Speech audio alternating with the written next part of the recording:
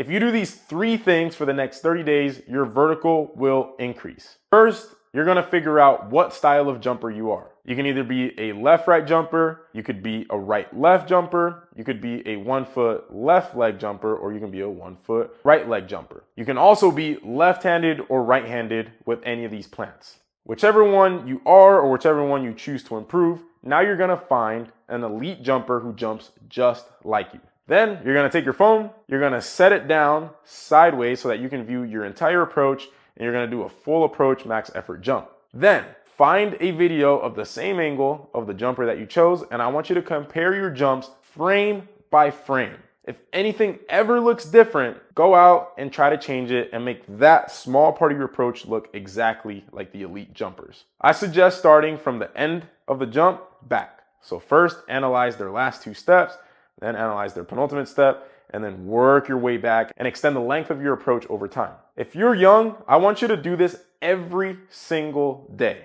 If you're older, you should probably start by just 20 minutes once a week, increase the length of the session over time, and as you adapt to it, you can add more sessions in. 2, follow Pearson's Law. What gets measured gets improved. Get a device that can measure your vertical. My personal favorite is the Vert Trainer, which, by the way, you can use the code THP for 10% off if you want to go grab it. Or if you're broke and can't afford the Vert Trainer, you can use anything else, even a basketball hoop. And then just adjust the height of the thing that you're touching at so that it requires max effort to touch it. By the end of the session, you should have it at a height where you can't reach it and you're still trying to grab it. Having something measurable like this does 2 things. 1, it forces you to try as hard as you can. And the harder you try, the more intense the jump is going to be, which means it's gonna have a bigger training effect on your body. It's gonna cause a greater adaptation that's gonna make you jump higher. And 2, because you're tracking it, you're gonna know exactly how high you're jumping. And remember, Pearson's Law, what doesn't get measured does not improve. And then the third thing that I want you to do is to take rest days whenever you wanna see progress. What I used to do when I was young is I would jump for 4 to 5 days straight, then take 1 or 2 days off, let my legs recover, and when I would come back,